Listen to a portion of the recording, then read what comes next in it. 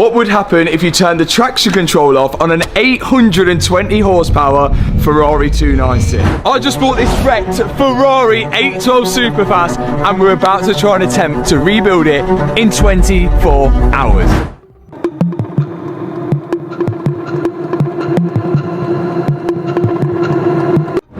There's a moment every builder dreads, the one problem no amount of skill can fix. And for one of the internet's boldest car rebuilders, that moment may have finally arrived. Matt Armstrong made his name doing what others wouldn't even attempt, bringing wrecked supercars back from the dead and turning disasters into drivable masterpieces. Yeah, the car's pretty bad. And this is the first time the guys have seen it. I've already come out to look at it before.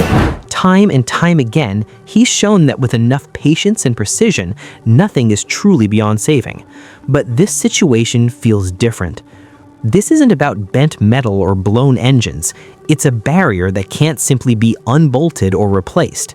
A challenge where money, experience, and determination might not be enough to win. So now the question gets bigger than just one build.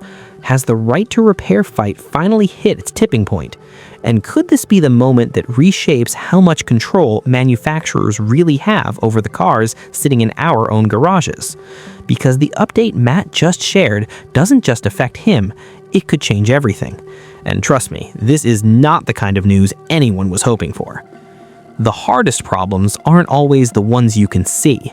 And this time, Matt Armstrong ran straight into one that almost stopped everything. He spent over £100,000 on a Ferrari that most people wouldn't even touch. The car was so badly damaged that, by normal standards, it was completely finished. But Matt doesn't follow normal. He put in months of work, slowly rebuilding the car piece by piece. What he was creating wasn't just a repair, it was something no one had ever built before, not even Ferrari themselves. He got closer and closer to the moment of truth, starting the engine. And then, out of nowhere, everything changed. Ferrari stepped in and shut it down. They told him to stop, completely. And while this might sound shocking, it's not the first time this has happened. Even Bugatti has blocked Matt in the past, but what Ferrari did this time, according to the car community, this is on another level.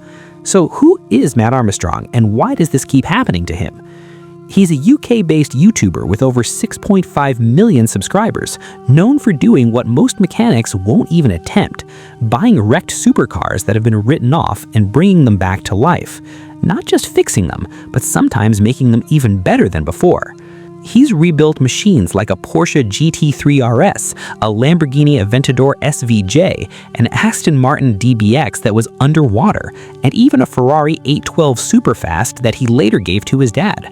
At one point, he took on a heavily damaged Lamborghini Revuelto, one of the most complex cars ever made, and rebuilt it from scratch. Matt doesn't choose easy projects. He goes after the impossible, and millions of people watch every step.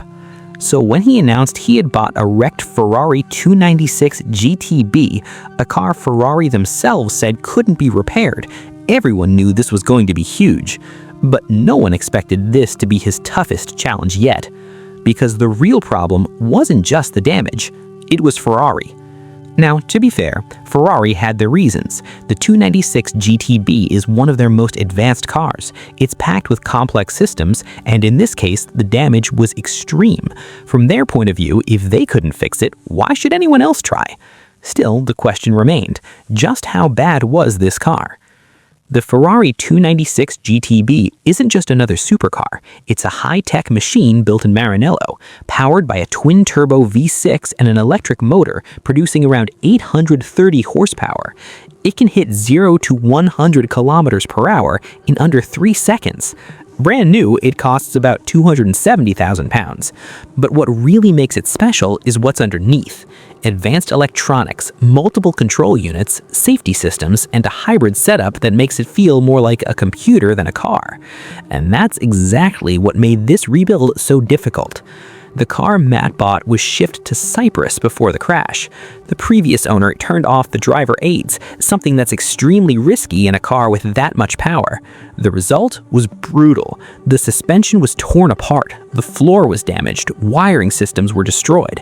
Even though the airbags deployed, the car was basically ripped apart from the inside. Most professionals didn't even try to fix it. One look was enough. They walked away. Eventually, the car was taken to a Ferrari dealership in Cyprus. Their verdict? The repair cost would be massive. But more importantly, they said something even worse. A Ferrari 296 GTB this damaged had never been repaired before, not even by Ferrari. In simple terms, the car was done. But Matt didn't see it that way. He saw a challenge, so he bought the wreck, flew to Cyprus with about 9,000 pounds of Ferrari parts, and got to work. Surprisingly, Ferrari didn't stop him at first. They even allowed him to work in their dealership yard using their tools surrounded by brand new Ferraris. The staff watched closely, probably unsure if this was even possible. The plan was simple: get the car rolling, get it started, and ship it back to the UK. But things didn't go as planned. When he finally tried to start the car, nothing happened. The dashboard lit up, but the engine refused to start. Instead, a warning appeared: hybrid system failure. The electronics wouldn't communicate. Even Ferrari's own diagnostic tools couldn't read the car. It was like the system had completely locked him out. That pointed to one major issue: the hybrid battery. So Matt made another big move. He spent around 18,000 pounds on a replacement battery, hoping that would fix everything. It didn't. The car still wouldn't start, it wouldn't charge. New errors popped up, including serious warnings about battery failure and temperature issues. There were tiny signs of progress. The hazard lights stopped flashing and the ignition finally came on, but the car still refused to fully run. And just like that, after all that time, effort, and money, he was stuck again. Only this time, the questions were getting bigger, and the answers were getting harder to find. There's actually a clear technical reason behind what went wrong. After the crash, experts say the car triggered something called a pyrotechnic fuse. It's a built-in safety device that instantly cuts off high-voltage power during an impact. Think of it like a circuit breaker, but far more extreme. Instead of just switching off, it completely destroys itself to make sure power can never flow again. Once it's gone for good. No reset, no second chance. And fixing what comes after that isn't something you can handle with a cheap scanner from the internet. If this had been a normal petrol car, Matt probably could have worked around the issue. He could have forced the engine to start or tricked the system. Mechanics have been doing that for years. But this isn't a normal car. The Ferrari 296 is a hybrid, and that changes everything. Its battery management system, the brain of the whole operation, decides that power is allowed to move through the car. And in this case, it basically locked everything down. Once it did that, the car entered a dead state. The engine wouldn't even try to start no matter what anyone did. That's because in a hybrid like this, the electric system and the engine depend on each other completely. If one says no, the other doesn't move. Simple as that. At this stage, the issue wasn't just mechanical anymore. It became something much bigger. And according to mobile mechanic Daniel Preston, this is exactly where working on Ferraris starts to get complicated. Fixing the physical parts isn't the real problem. The real struggle is everything around it: getting parts, getting data, getting support. It can feel like a fight. Dealers often won't help independent garages, pushing owners back toward official service centers instead. Even with right to repair laws in the UK, access still isn't guaranteed. That's exactly where Matt found himself stuck. Modern Ferraris are tightly controlled, and he realized the car likely needed Ferrari's own diagnostic tools to move forward. The problem? Those tools can cost tens of thousands, and even then, some features stay locked unless Ferrari approves access. Yes, Ferrari did offer to help, but the condition they gave changed everything. On paper, it sounded simple. In reality, it was almost impossible. They said they would only diagnose the car once it was fully rebuilt, exactly how it was before the crash. Every airbag, every sensor, every light, every radiator, every hybrid component. In short, they wanted the entire car restored first, before even telling him what was wrong. That's when Matt hit a wall. To get help, the car had to be complete, but to make it complete, he had to spend even more money, without any guarantee it would ever run again. For most people, that would have been the end. But Matt isn't most people. Instead of backing down, he made a bold decision. If Ferrari wanted the car complete, he wouldn't just rebuild it, he would take it further than anyone ever had. He decided to create the most insane Ferrari 296 imaginable. Matt managed to get hold of an official 296 Challenge body kit, the same ultra-light parts used on Ferrari's track-only race car. We're talking aggressive bumpers, a massive rear wing, lightweight panels, and a diffuser that looks like it belongs on a full race machine. This wasn't just a repair anymore, it became a transformation. His new goal: build a road-going Ferrari 296 that looks like a full race car, something that had never existed before. But that decision made everything harder. To make the parts fit, the team had to redesign major sections of the car. Radiators were moved, custom mounts were built, pipework had to be reworked completely, and all of that happened before they even solved the main problem. The car still wouldn't start. Matt kept pushing anyway. Hour after hour, he worked under the car, wiring, fabricating, modifying whatever was needed. Slowly, the wrecked hybrid began to look like something else entirely, a full-blown race-spec machine. Visually, it was stunning. Sitting in the workshop, it looked identical to Ferrari's official Challenge race car. You couldn't tell the difference, but looks can be deceiving because despite the incredible progress, the project hit another delay. Weeks passed, then months. Matt ordered the final key parts needed to finish the build. Some arrived without issue, then nothing. Silence. Just when everything seemed to be coming together, Ferrari suddenly stopped responding. The entire project froze. When Matt followed up, the answer he got changed everything again. Ferrari told him certain parts were restricted. To order them, the system needed to verify the car's identity through its VIN. If we're a real 296 Challenge race car, no problem. But a crashed road car being turned into a race machine in a workshop? That didn't qualify. By then, Matt was already too deep into the build. Some parts again supplied before the system caught on, leaving the car stuck in a strange in-between state. It looked like a race car, but it wasn't complete. And mechanically, it was still going nowhere. It was the worst possible position to be in. Not a road car anymore, not a full race car either. Just stuck. Even so, the build itself was incredible. Everything had come together visually, but the car still refused to come to life. Looking for answers, Matt reached out to Ferrari again. This time, he asked if he should bring the car in for inspection. Their response was another obstacle. They said the car first had to be checked at an official Ferrari body shop. That created a new problem. The car had already been rebuilt outside Ferrari's approved process. On top of that, it now wore a full race kit that was never meant for road use. Getting it approved like that? Nearly impossible. With no clear path forward, Matt sent a direct email to Ferrari, asking them to reconsider and help find a solution, and then nothing. No reply. So now the car sits there. A one-of-a-kind Ferrari 296, a road-going machine with full race car looks, possibly the only one in the world. It looks unbelievable, but it doesn't move. When the car community heard this story, the backlash came fast. A lot of people turned on Ferrari immediately.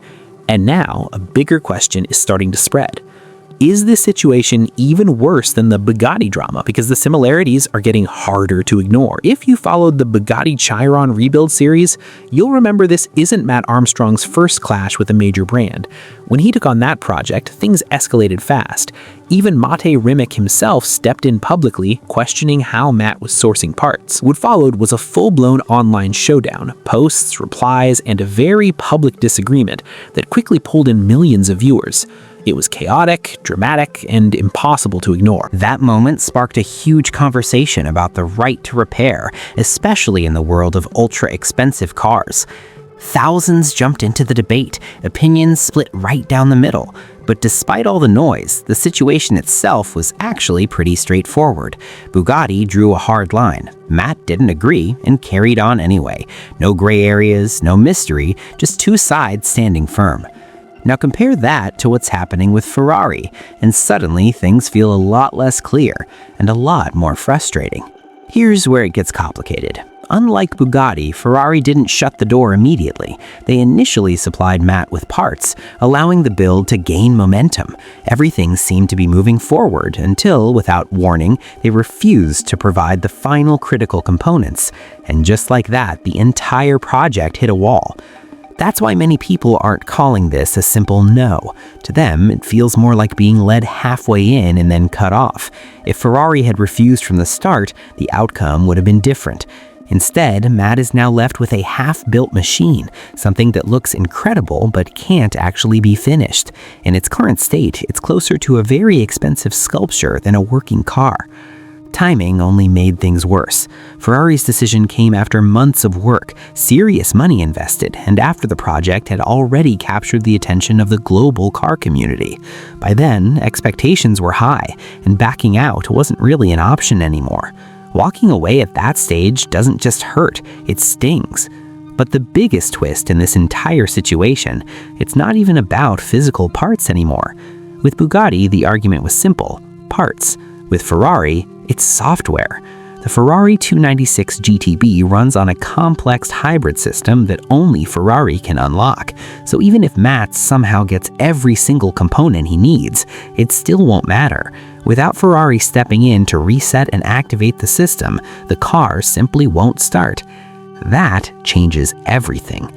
It means ownership doesn't necessarily equal control. You can have the keys, the title, and the car sitting in your garage, but the manufacturer can still decide whether it ever runs again. And that's exactly why this story has gone far beyond just one build. It's now part of a much bigger conversation about how much power car companies should have over vehicles people legally own. Still, to be fair, Ferrari's side of the story isn't completely unreasonable. They're not blocking a standard road car, they're stopping a conversion into something it was never meant to be. The Ferrari 296 Challenge design is designed strictly for the track, not public roads. Its parts are tightly controlled, logged, and distributed within official racing programs. Letting those components flow freely could create serious issues, from safety risks to unauthorized race cars appearing outside Ferrari's ecosystem. Then there's the safety angle. Hybrid systems like this involve high-voltage components that can be extremely dangerous if handled incorrectly. From Ferrari's perspective, this isn't just about protecting their brand, it's about avoiding real-world risks. One mistake with that system could lead to serious injury or worse. So yes, their stance has logic behind it, but that's not what's frustrating people the most. What really bothers the community is the mixed signals. Ferrari didn't say a clear no from the start. They helped just enough to get things going, then stepped back and left the project in limbo with no clear path forward. And just when the story couldn't get any stranger, it did. Near Maranello, test mules were spotted, heavily camouflaged but familiar. According to analysts and journalists, what Ferrari was testing looked almost identical to a road-going version of the very car Matt has been building. In other words, while Matt was trying to create his own version, Ferrari may have already been working on one behind closed doors. Let that sink in. A YouTuber working out of a workshop may have unknowingly built a version of Ferrari's next big release using a damaged shell and limited access to parts, only to be stopped just before the finish line. So now the question hangs in the air. Matt Armstrong is left with a one-of-a-kind machine, a locked hybrid system, and millions of people watching every move. The project isn't dead, not even close, and if there's one thing we know about him, it's that he doesn't quit easily. But the real question is this: will Ferrari eventually step in and bring this car to life? Or will this become one of the most incredible builds the world has ever seen that never actually runs? Either way, this story is far from over.